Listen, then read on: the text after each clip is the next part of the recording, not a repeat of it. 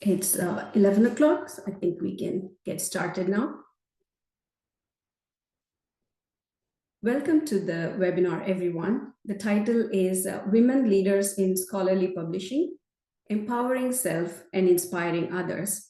I am Anjana Sankaranarayanan. I am the Acquisitions Editor for Standards at the American Society of Civil Engineers, and I will be moderating the session today. Before we get started, I just have a few housekeeping items to review. The format today will be a Q&A between the speakers and me, and we'll allocate the last 10 or 15 minutes for the audience to ask questions. Attendee microphones have been muted automatically. Please use the Q&A feature in Zoom to enter questions for the moderator and panelists. You can also use the chat feature to communicate directly with other participants and organizers. Remember to select everyone to share your chat message with attendees. Closed captions have been enabled. If you don't see the CC icon on your toolbar, you can view captions by selecting the More option on your screen and choosing Show Captions in the drop-down menu. This one-hour session will be recorded and made available to all on the C4DISC YouTube channel in the next few days. A quick note on Code of Conduct and today's meeting. We are dedicated to creating a harassment-free community for everyone, regardless of gender, gender identity and expression, sexual orientation, disability, physical appearance, body size, race, ethnicity, religion, or lack thereof, or other group status. C4DISC will not tolerate harassment of or by members of or guests of the community in any form. Before we start the session, I would like to express my sincere gratitude to Damita Snow for her support with this webinar. Her help through the process of developing this webinar has been invaluable and much appreciated. Damita Snow is Director, Accessibility at DEI, Publications and Standards at the American Society of Civil Engineers. In addition, she also served as the co-chair for the DEIA subcommittee at SSP, where she is currently a member of the board. Now, setting the stage for the conversation, I would like to talk about the C4DISC survey that was conducted on workplace equity. C4DISC conducted the first survey in 2018, and one of the significant findings of the survey was that the leadership structure was not representative of the demographic of the workforce. So in 2023, C4DISC conducted a follow-up survey to see if and how things may have progressed. There were some improvements, definitely, but there was also a lot of areas of challenges identified. And one of the key findings of the survey was that to improve equity, the focus areas should be networking, mentoring, and promotion structures and processes, supporting employees after they come back from a break. And this is where our conversation comes in. When you talk about workplace equity, gender is a critical dimension that needs attention. So the goal of today's webinar is to spotlight women leaders from the scholarly publishing community and talk about the gender equity dimension of it.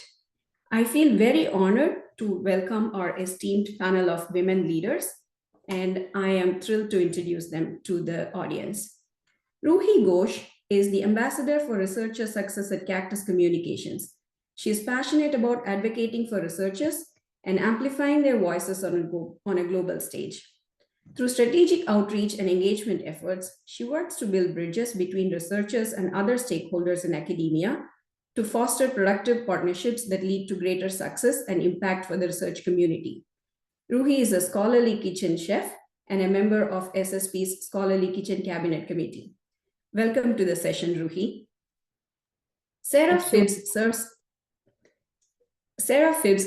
as STM's Director of Research for Life Publisher Partnerships, working to foster global research equity by enabling reciprocal, diverse, and rich scholarly exchange. She's actively supporting STM's Diversity and Inclusion Task and Finish group on developing recommendations from the recent D&I survey of STM committees and boards. Sarah sits on the board of Edinburgh University Press. Welcome to the session, Sarah. Mia Ritchie is the Director of Publications Operations at the American Geophysical Union, where she oversees editorial and publishing operations of AGU's 24 scientific journals and the ESS Open Archive, AGU's preprint server. Mia also leads the DEIA efforts for AGU publications and serves in various committees, including C4DISC, and is a current member of the SSP Board of Directors. Welcome to the discussion, Mia. Simone Taylor is Chief Publishing at the American Psychiatric Association, providing strategic direction and leadership for APA's publishing program. She's passionate about helping authors maintain records of their work in the scientific literature and is a keen advocate for improving global accessibility to the published body of knowledge. She's a co-founder of the Workplace Equity Project and co-chaired the 2023 C4DISC Workplace Equity Survey Committee. Simone currently serves on the SSP Board of Directors. Welcome to the discussion, Simone. The theme of absolutely glad to have all of you here.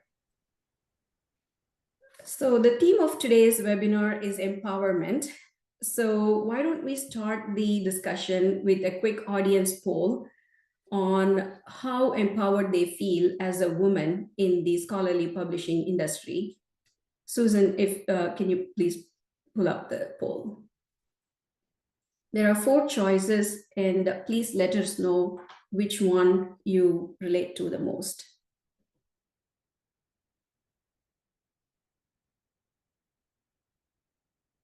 Interesting.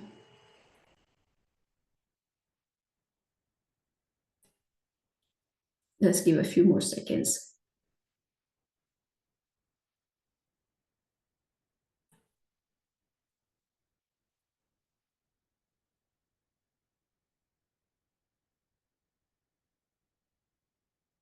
I think most people have answered the question, or it's still changing. Let's give a few more seconds.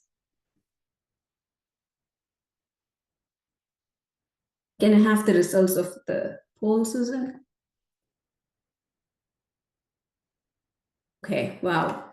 46% of the attendees feel like they could use inspiration, mentors, and role models. So I think we are in a great spot for the discussion today. And I'm going to start the discussion with the elephant in the room, imposter syndrome. So people are talking about the need for inspirations and role models, and they feel somewhat empowered, but they would like more inspiration. And oftentimes in that context, we talk about imposter syndrome. So how does one overcome the impediments that they have to move up in their career ladder? How does one overcome imposter syndrome? And also, how's publishing as an industry doing compared to other industries? Ruhi, can I start with you? Thank you for the question, Anjana. I think, honestly, yes, imposter syndrome is one of the impediments to success. And that feeling of inadequacy, that uncertainty, it's present in everyone, but I think it hits women harder. We are constantly, maybe putting ourselves down or, like being at war with ourselves. And I was just reading the other day, about just taking a look at some data. And Sheryl Sandberg, in her book, she writes that men apply to a job when they're only 60% qualified, while women believe that they have to be 100% eligible to apply. And in fact, related to this, in the Retraction Watch interview of Jory Lorbach and Brooks Hansen, they noted a slightly higher acceptance rate for papers with women first authors versus men first authors. And it was like 61% compared with 57%. And they assumed that it was probably because women took lesser risks and submitted papers more carefully. And why is that? It's because women are maybe taught to be more cautious or taught to take fewer risks. So yes, imposter syndrome is real. I face it too. In fact, when I received an invite to this session, I felt like I had imposter syndrome. And I was like, okay, what am I going to contribute to this panel? So and most of the times I find myself asking, what would a man do in this situation? And it's not because men are always right or they take the right decisions all the time, but I feel like they're conditioned to take more risks. They're conditioned to be more confident, and I use that as a marker. Again, I want to emphasize that it's not like they would always take the right decision, but it kind of helps to take that added risk when you are feeling unsure. And since we're discussing numbers, I just wanted to mention that with in 2020, Cactus had conducted a mental health survey, and we found that 60% of mixed race researchers experienced discrimination, harassment, or bullying at work, and 42% of researchers were female who experienced discrimination, harassment, or bullying at work. And women, so when you look at that, you see, when you think about how promotions take place, it's typically women, women are probably promoted on the basis of past performance, whereas for men, it is typically past performance and potential. And that's probably because women are considered maybe less effective if they have kids, or they are caregivers. And so all of this, right, I think subconsciously leads to imposter syndrome. And and parenting, of course, has its own set of challenges, and people start to second guess the value that they can bring, because they are being judged, or there's, like, they call it the motherhood penalty. So yeah, I think that's. Those are great points you're raising, Ruhi. Thank you. Anybody else wants to Yeah, join? I agree with Ruhi. I mean, Team Ruhi and Team everybody, like it's true. I try to take notes of some of these questions before this panel, and because there's so much to say on this topic, and it is something that imposter syndrome is not just a personal thing, and as it's like what Ruhi said, it's institutionalized. And to help and address it, it's not something that you could just address as a person, as yourself. It's something that institutions need to address. Like, I think recognizing that everyone has imposter syndrome is the first step.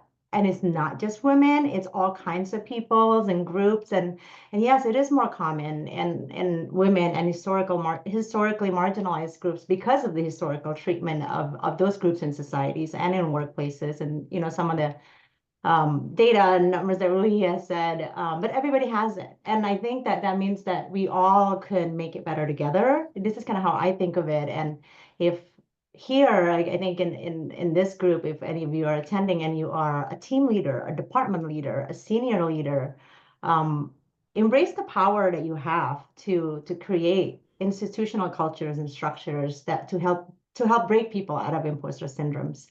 Like, I think about this all the time as my teams grow over my career, and even as an individual contributor, that we all have a place in co-creating this kind of culture that to recognize and to help people break out of imposter syndrome, to recognize and celebrate success, and that it should be expected and normalized to celebrate success, no matter how big or how small. I think it's great if organizations have system to do that, to give recognition. But if not, you can do it too.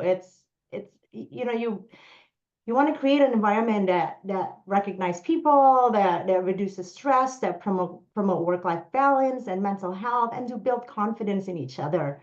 I Googled a few weeks ago. I was like, how do you break out of imposter syndrome? And it's like the Google AI summarized a few things, and it was, what is it? I have notes here. It was like, the most important thing is to open up and share how you're feeling, and to accept positive feedback. but are you even getting positive feedback? Right? That's one. And do you even feel comfortable on opening up at work? That's two. That makes me think about the environment that you're on. So let's create that type of culture together and normalize it. So I've done this, at every level of my career, whether it's just as an early career, doing it to another coworker or a small team leader, and now as a big team leader. And I see this really having such an effect in the culture that people are modeling this and then they're using it with their teams, and it kind of creates this larger movement. So I'll stop there. Yeah. I think it's very true, like Mia said, the importance of talking about it, right? It's you're not alone in this. Let's talk about it, and that's main goal of this conversation. Go on, Simone. You go next. Okay. I like what how Ruhi and Mia have actually couched this. I would like to take a slightly different perspective and encourage us to kind of reframe the terminology. For me, imposter syndrome is it almost implies that we need to be fixed for feeling that way. And the thing is, everyone feels it. Everyone feels we're always in our heads. So I understand the feelings, the doubts that plague you when you're asked to do something. You think, why me? How can I ever do this? I'm not good enough to do it. But I think couching it in terms of a syndrome then kind of puts the onus on you as requiring fixing, when really it's the systems that we operate in that need to be fixed. I've read a couple of articles I read actually got me on this journey of thinking about this differently. There was one by Kristen Wong in the New York Times, when she writes about actually going to visit somewhere in Hollywood to talk to people about imposter syndrome. And she says, how do you talk about this when you're treated as an imposter yourself? So to Mia's point and Rui's point about marginalized people from historically marginalized backgrounds have that at the outset. The other one was by Ruchika Talshian and Jodianne Burry, I think her name is. I'm sorry if I've got those wrong, but they did a really good article in the Harvard Business Review a couple of years ago saying, stop telling women they have imposter syndrome. Because the other thing is that as women, we are told, we're kind of expected to spend our time getting over imposter syndrome, when it's much better to actually put structures in place that support us. I'll stop talking for now. So maybe I'll chime in, because I had a similar experience to Ruhi, because I thought, I'm not a leader. And I suddenly thought, but of course you're a leader. You've had 25 years leading teams in publishing, but you're leading differently now. So it made me very aware of how you lead at different levels throughout your experience, throughout your career. And now I'm trying to lead in consulting within STM, so thinking about how I can inspire collective action and change. So different way of leading than perhaps a more formal way of leading within an organization structure where you're in the hierarchy. But I thought I might share some work I've been looking at as a result of doing this D&I survey at STM. I've been looking at kind of impediments to women, looking across the surveys that we've done in publishing. So the Lee and Lowe survey, the UK and the Australian PA survey, and C4DISC.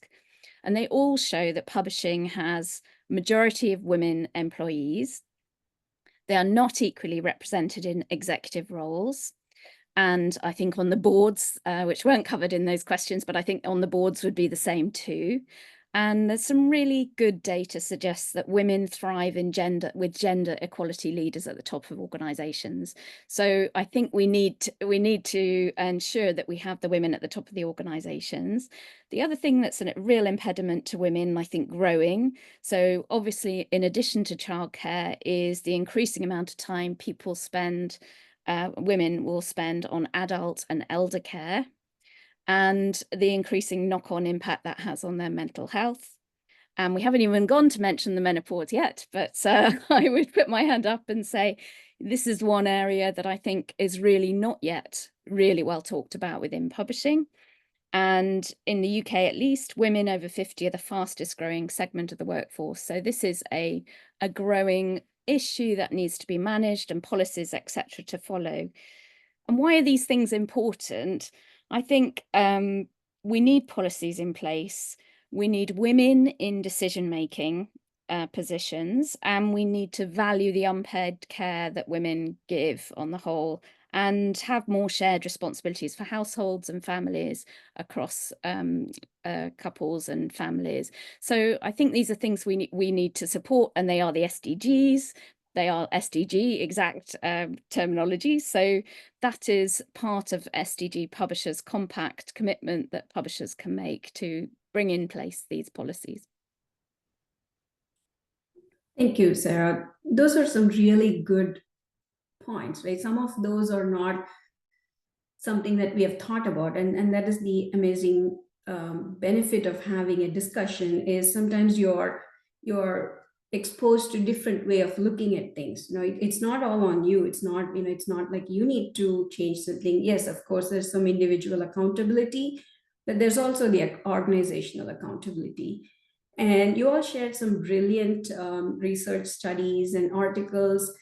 So the audience would like to have a link to those. So after the discussion, or whenever you can, drop a link in the chat, and I would like to go through them as well. So we talked about that, and then the heart of the discussion is empowerment, right? And what we want to do is, at the end of this session, we want the audience to leave feeling empowered, by shared experiences, through insights, practical tips.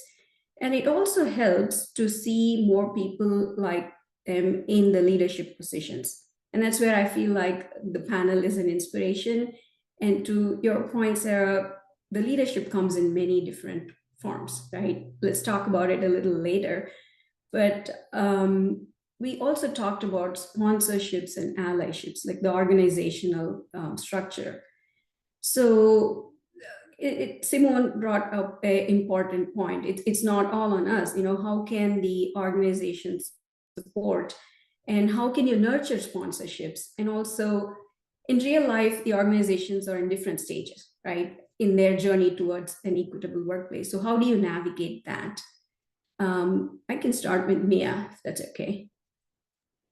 Thanks, Anjana. Such a good topic. Sponsors, allies, mentors, I think this is key, in empowerment. It's something that needs to be made available and expected of institutions, workplaces, and in the individual level. Like, I didn't have mentors or sponsors until later in my career, and they're all different types too. Some are informal, some are formal. Like, ideally, you have these type of structures at work, right? A mentorship program, or an employee resource group, or affinity groups, or, kind of these kind of structures that's set up. So, but if you don't have that, there's, in the publishing industry, you could also check out like what's available in the industry, right? And give them a try. Many scholarly publishing organizations now offer a mentorship program, like SSB has one. I did that one. But it can be intimidating to find a mentor. Like, how do you even go about that, right? Like, so when I did it, I approached it very shyly. I'm not shy, but this made me shy, So it's like many of mine are very informal. And I usually start by like asking someone I admire if I can just have a chat, a 30-minute chat, virtual chat on like, to learn about what they do, and then take it from there. And most people are happy to take this kinds of, kind of meetings, and it goes from there.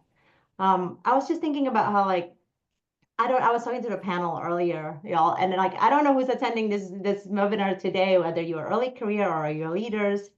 We talk a lot about structures and making organizations have structures for mentorship and support and allyship and this kind of thing. So structures are built by people, So if you are a leader in the in your department, in your team, if you are a senior leader, this is your responsibility to advocate for this and to speak up and talk about this. And this is what I try to do. At Wiley, I was the founder of the Asian and Pacific Islander Employee Resource Group. It didn't exist until 5 years ago. But I raised my hand and I got support, and it happened. It can happen, so these kinds of things. So if you're a leader, like, you have to just take this as your responsibility to make those structures. It doesn't come out of nowhere. It takes people to advocate for it. But on the individual level, everyone can do it and be each other mentors. Like, sponsors are people that use their power, their influence to help your career growth, to get you promoted, to give you opportunities. But mentors are people who give advice, who give guidance, who give feedback, who listens to you and who hears you out. So we can do this to each other. A lot of leadership books, self-help leadership books for women would say to be a leader, it's, you have to be confident. But confidence is hard. How do you, it's not, it doesn't just, like, you can't just build confidence on your own. This is something that, be somebody who helps others build their confidence and give personal and public praises and recognition. Anyone can do this. Use the tools that your organizations have. It could be small, like your group's team chat, or your internal organization's social platforms, or one of those small, like, high five points, or your manager, those spot bonuses. You'll be surprised, but a lot of people aren't using these things. Like, it helps someone feels recognized and build their confidence. I don't think Sarah here in the panel remembers, but actually we worked at Wiley together many years ago, and she was so many levels up from me. But Sarah, you were actually the first person who gave me a spot bonus. We had one of those at Wiley, and it was a piece of paper, and it's a spot bonus, and it's a small thing, but it made such an impact to me that someone recognized this and, like, sees me so high level. So, but yeah, so I don't know. I think, like, it's like, let's build each other up. And when you see somebody struggling, reach out, lend a hand, just to say that, like, I've been there too. Normalize mistakes, emphasize growth, like, be each other's mentors. And in terms of allyship, there's a lot of things out there that I think resources. C4DISC has the toolkit for allies, and this one is really important because people with different marginalized groups experience different things and needs different types of mentorship. So do check them out. But yeah, I'll stop there. Those are great points, Mia. I see a comment that someone's trying to help their younger colleagues because they didn't have that kind of support when they were early career. And it was so amazing how you shared your experience with Sarah and how it goes a long way when we are supportive of each other. Anybody else opinions on the allyship and sponsorship? So I just wanted to add one point about how sometimes, right, sponsors can come to you very organically. So for instance, if there are times when we look for vertical growth, but I think a lot of times, at least at least for me, what I've experienced is that it's about also just building skills. So it may be at the same level, it could be different things within the same organization that you're doing that you didn't know before, and you just learned a new skill. And in that process, right, you've earned the trust of so many people who eventually end up becoming your sponsors. So I think, I think the focus has to, in my opinion, just be how do you build a new skill versus how do you grow up the ladder, because I think just that that focus helps you get sponsors. Maybe not across, but at least in my experience, that has helped me. Yeah, I think Mia and Ray make good points. I liked the points that Mia was making about leadership and, looking out for your people. When we did the first workplace equity survey, one of the overriding themes was that our experience in the workforce is really most dependent on our line management than it is by organizational policy, because inevitably it comes down to how your line management views the structure and how they respond to it. So as leaders, we have that duty of care to the people who we lead. And we have that we need to be accountable for how we try and influence their experience. And it's never easy because we are all very different. We all have different needs and different requirements, and we all respond differently to different situations. But I think that's an important part of how we do this. Mia's right. Sponsorship requires a bit more than mentorship. Sponsorship is about even more than advocacy, but being there to speak up for people when they aren't there to speak up for themselves, being a positive influence and a positive voice. And sometimes it's hard to find that sponsor, but don't be afraid to try non-conventional routes. Maybe the conventional path within your organization is not available to you, but there may be other opportunities outside your organization, but within the industry, through bits, through structures like the C4DISC or SSP or STM. Just try and build out a network. Sponsorship comes in many forms. To Rui's point, it's not just about promotion. It may be being given an opportunity to speak on a panel or being given an opportunity to run a course. Those are the things that help you and build your career and build your network and help you to not only gain mentorship and sponsorship, but also give to other people. I'd just build on that. I think mentorship and sponsorship are really critically important, but I also think it's important to take responsibility for your career fully. It's really up to you at the end of the day. So 2 things I've really learned, and I have to say this is all with the benefit of hindsight, and I've done quite a lot of deep thinking since I became a consultant, and I have done an MBA, and my children are a bit older and I had a bit more time to do that. But I think the first thing I would say is think about yourself, learn about yourself. So think about your values, your strengths, your weaknesses. If there's tools available within your organization, try and get involved. So the Leadership Challenge, Strength Finder, DISC, all these tools will help you understand yourself, but there's a lot of free tools online. You can kind of sign up for those kinds of things. I think what that then ends up is enabling you to use your personal power to choose your path for your career. So don't look at other people and just assume that you should follow the path that they have trodden, because actually it's all about what you want that will make you happy and fulfilled in your work. So I would say think about what's unique to you, and then try and build up your own reputation and influence around that uniqueness, and think about how you can play that out in your work. And then the other area that I've really tried to embrace more as I've got older in my work is think about your network power. So, and that you can unlock through kind of through working relationships, and then building on those relationships to other people you might be able to talk to. And I struggled with networking because I kept thinking, oh, I'm making a lot of bother with these other people.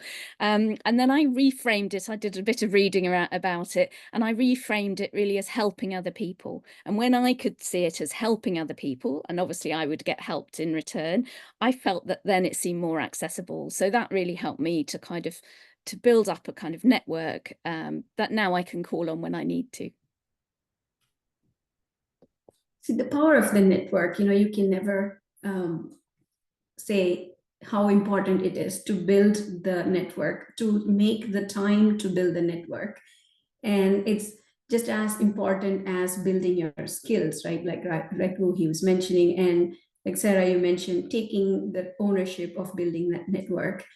And there are so many interesting questions and important questions in the chat. I would just add also that I didn't do this when I had my children. I was very busy and I was head down focusing on my work. And I regretted it because I missed out on a lot richer experience. And I probably could have done more, faster, better if I had made more time for it. So I think you should feel it's part of your job rather than it being something separate. I think you can do it to help your existing job as well as your career. That's a very, very important point, Sarah, that you make, that make it as part of your job. And there are lots of questions related to this point and also other aspects from the audience. So before we go into that, I think those are important questions and we'll spend some time on it.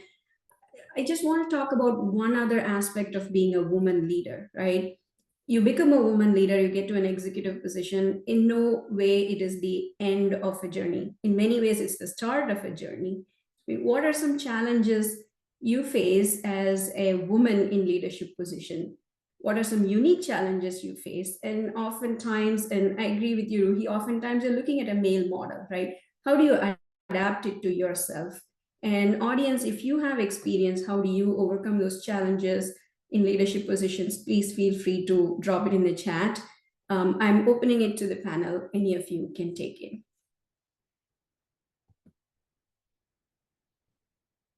So I'm not sure whether it's down to being a woman per se, as down to personalities.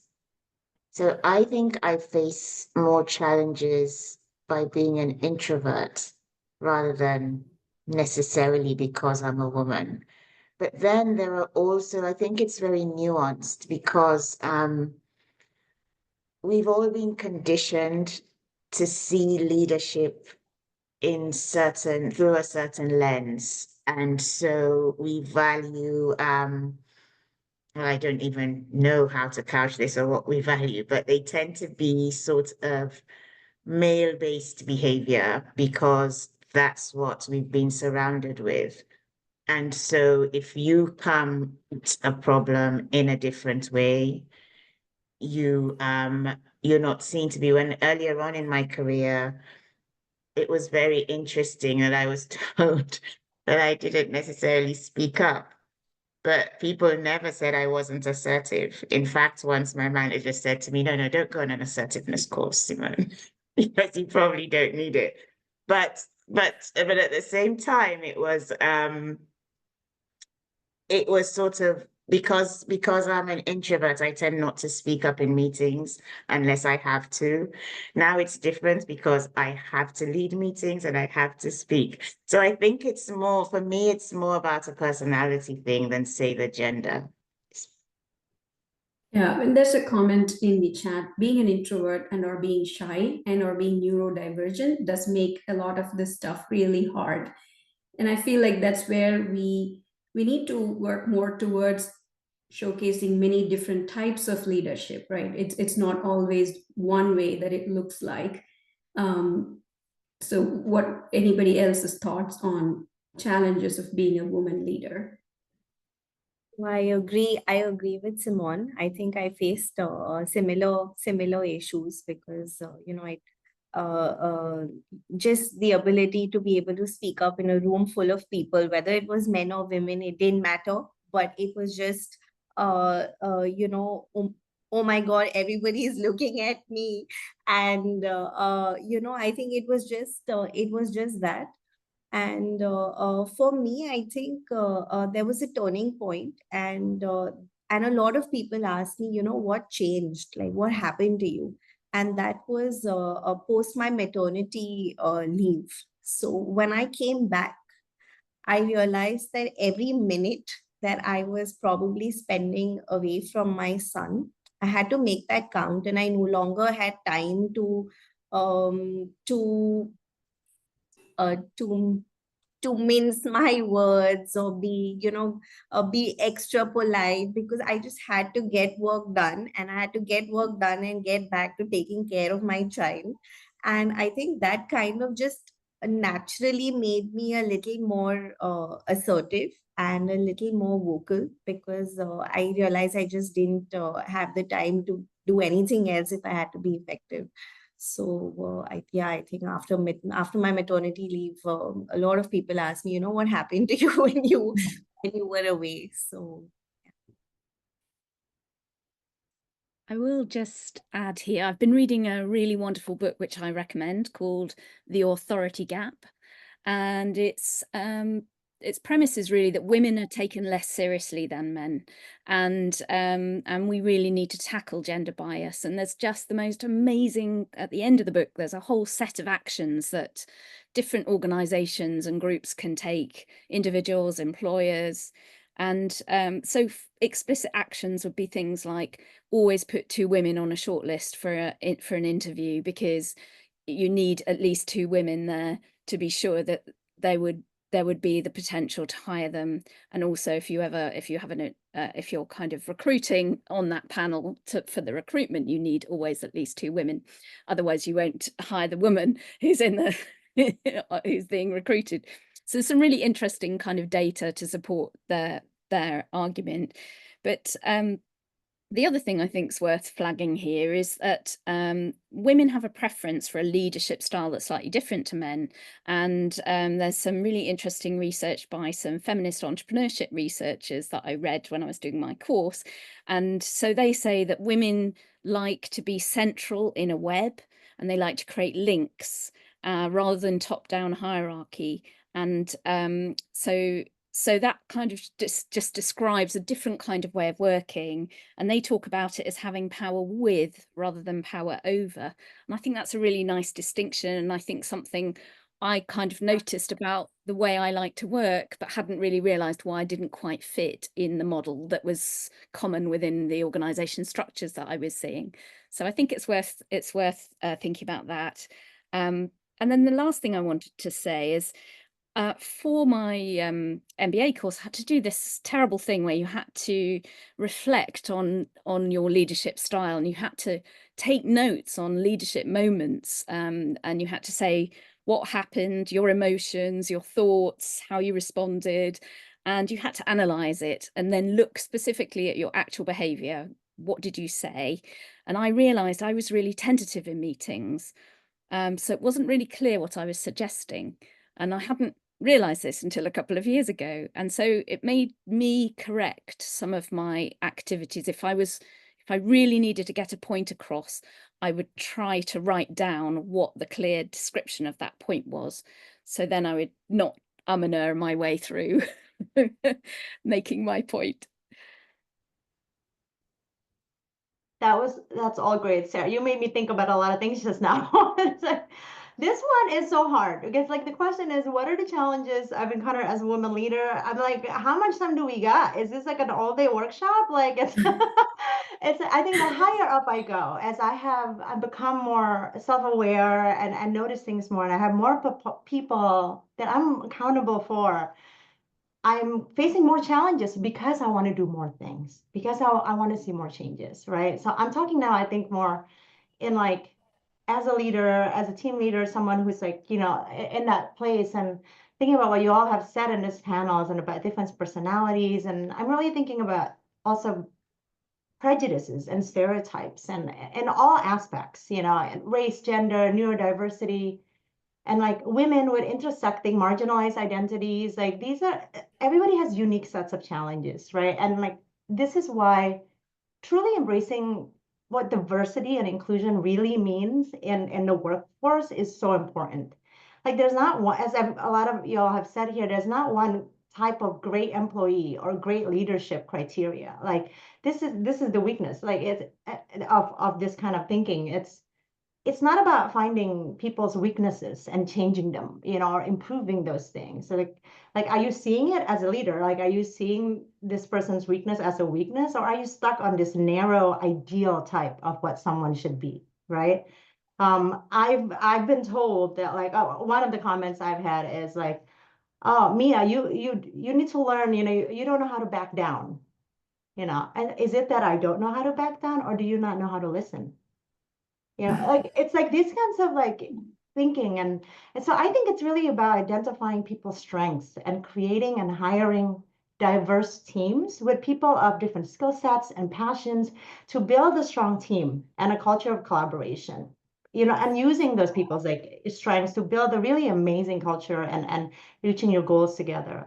And like the last thing I want to mention is that, you know, leadership in publishing, like as it's shown in the equity survey and in data, demographic data, the organizations have now started reporting It's been dominated by white men for such a long time, and that despite the majority of the workforce being women, right? So there, as a result of that, there's this feeling that there's such a limited space for women at the top that we compete with each other. And it's this kind of scarcity mentality of like, we need to grab this seat at the table, you know? So I encounter like kind of what this looks like on a day-to-day, you know, as some of the challenges from other women, you know, at the top. So I think this is something that needs to be changed. Like, I would like to think that like, yes, we want a seat at the table, but the table right now is small and lopsided. You know, like even if everyone here, all 83 people that's here in this meeting becomes VPs and directors in scholarly publishing, we will still have not closed the gaps, the gender gaps. So let's build a bigger and a better table. Like lift each other up, and like, you know, so this is really kind of like where it's like I feel passionate about, you know, it's really changing those kind of mentalities. And as women, we need to really lift each other up. So yeah, I'll stop there.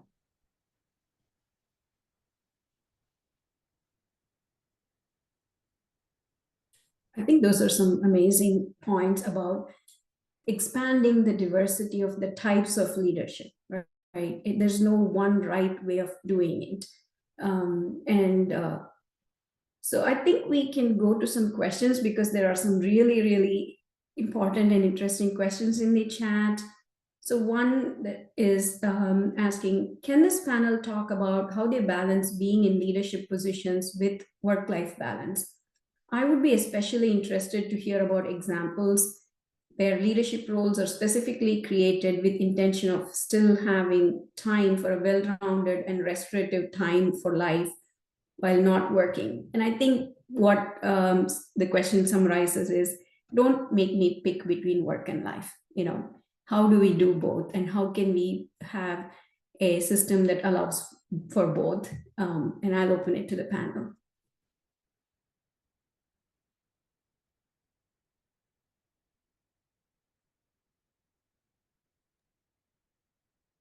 So I think with COVID, I think a lot of people realized that it was possible, you know, hybrid working spaces or remote working. I think that to a large extent made it possible to I don't think there's anything called work-life balance. Honestly, it's just juggling work and life.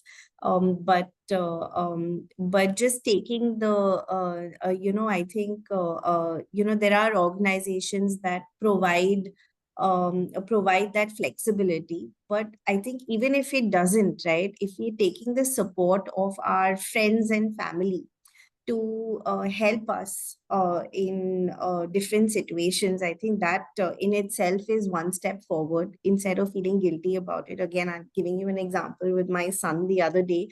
I forgot that he was going to come back from school an hour earlier because I was busy in a meeting. And I realized very late that he had to be picked up from the bus. And I was so upset. And all I did in that moment was I just called a friend and I said, you know, can you just get him home because I really need this now. But I was so thankful for that support system that I have built around me that I didn't hesitate to call and ask for help when I needed it. And I think that in a way helps you juggle both work and life. I agree with that. I think Rui's hit on an important point that ultimately it's about how you can juggle because there's so many different factors involved, and it's also how you try to manage your own time. As leaders, you have to be conscious of the message you send. So if you're a leader and you're working at the weekend, you might inadvertently be telling people that you expect them to do the same. Now, I remember once I took a job and my manager said to me, I may send you an email on a Saturday. I'm not expecting a response from you. So I have tried to model that because we all have different commitments and different challenges, and we work when it suits us to work. And the fact that you send out a couple of emails on a Saturday morning doesn't necessarily mean that you don't have a work-life balance. It may mean that you sent out those emails and then you're off for the rest of the day doing something else. So it's very nuanced, I think. I think sometimes people want things to be really clear cut, but the reality is when you have senior positions, you can't always have that clear cut balance. You'll be sitting there and somebody wants something literally from you in the next hour. You can't then just say, oh, I need work-life balance, so I'm not going to do it. You make the time, you do it, and then you create the balance sometime later. So it's a commitment and a choice. And I hope that answers your question, whoever put that in the chat. I feel I would just add, I think it's on the organisations to provide more flexible working options for women. And I think that is obviously important at the moment if you're having children, but I think that's coming now with this growth in elder care. I think we're going to need more of that flexibility. And having worked part-time as a leader when I was working at Wiley, not many people were working part-time. It is more normal, but it's still not completely normal. It would be, and it's definitely the case that women work more part-time than men. So they're taking more of that that work-life balance.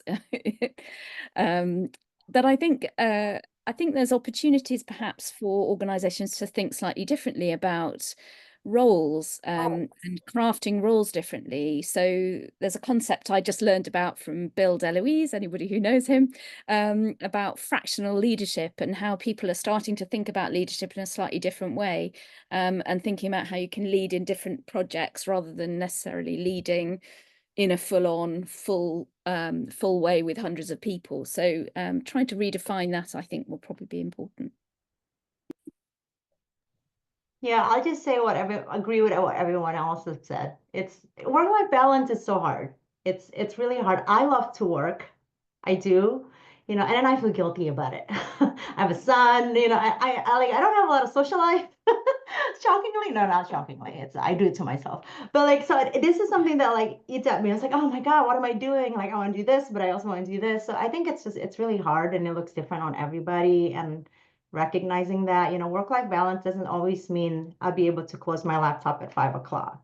Sometimes it means I'll be able to take 3 hours off in the middle of the day and then catch up on it later. And that should be okay with my manager. It could be something like that. And then I think it's different for everyone. And yes, institutional should have those policies like Sarah has mentioned, everybody has mentioned, flexible working, that kind of stuff. But a lot of this is also on the managers. And I empower the managers below me to make decisions to accommodate their folks and to recognize that they have balances, even if it's not slightly on the company policy, you know what I mean? It's just you don't be stressed out about asking time off, or don't be stressed out if you have to work in the weekend for an hour, I don't know, whatever, and then you feel guilty about it. But there's allowing that flexibility too. So I think the middle managers, the lower managers, everybody could really help, with this thing. So I don't know. Yeah. Thank you. Those are really interesting points. And I feel like we also go through phases in life where sometimes life needs more focus and sometimes work needs more focus. And any flexibility that would be, that would facilitate that, would retain the talent, is what I would think in the workforce. We have so many more questions. I feel like we are running short on time. I just want to use last 2 minutes for an outro from the panel. But before that, I'm summarizing this from several questions. So we talked about how the leadership is not representative of the workforce. So oftentimes you're probably the only woman or one of the few women in the board or in the executive committee meeting. How do you make sure you're heard and you're seen? Any advice on that?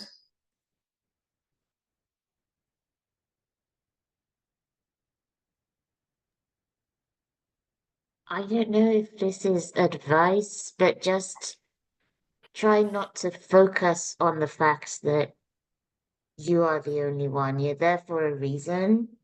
You're there because you've earned your spot and you speak. You're there because you know what you're doing and you speak. I don't think it's helpful to focus on what marginalizes you, but focus on what you can bring, because it's and you make sure to, you know, the question, there's a dual parts to it. The point about being heard is an important one, because a few years ago, Sheryl Sandberg and Adam Grant did a series of articles for the New York Times.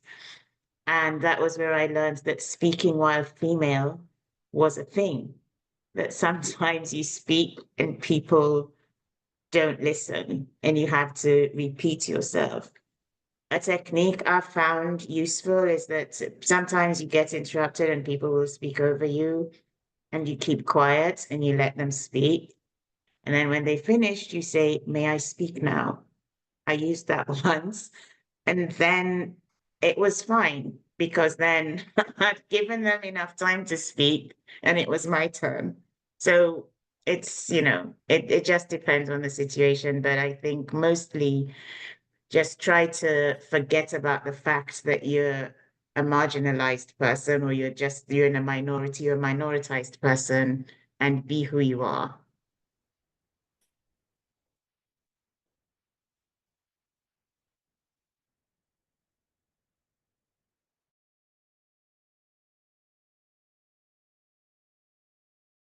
Recently, so I just want to pass it on to the panel.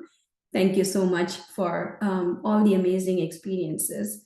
So before we wrap up, I just want to ask an outro, or one thing kind of question, right?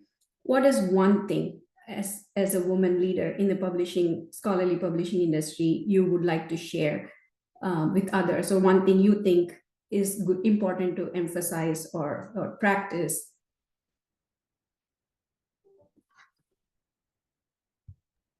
Shall I go? So, Absolutely.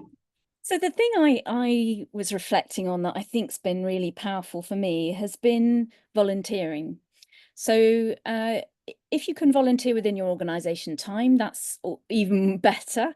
But I think it gives you the opportunity not only to do purposeful, enriching work, but also to kind of flex your leadership muscle in a different context.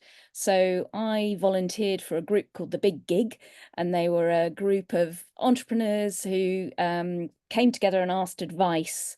And it was kind of crowdsourcing of advice on one of their business problems or challenges. And it was really interesting. I found it a wonderful experience, but equally it made me realise, gave me confidence that I had something to give to those entrepreneurs from my business experience. So I think you'd find that a really valuable opportunity. Okay.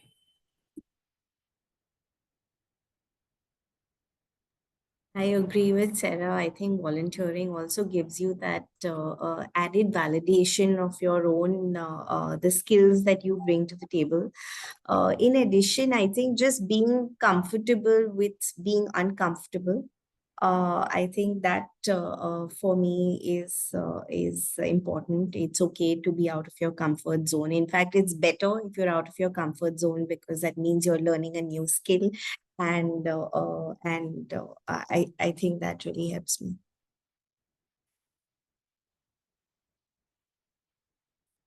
I think I would finish with a quote from Toni Morrison. Well, not a quote, I'll have to paraphrase because I can't remember her exact words.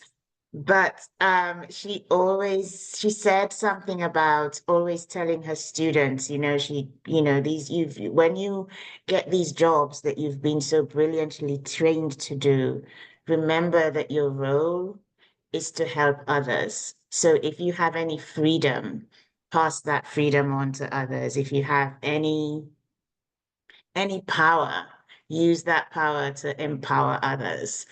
And I think that's something that we should always aspire to do, no matter how hard it is.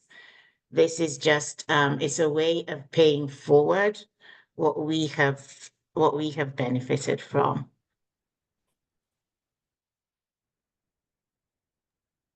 Is it me now? Am I last?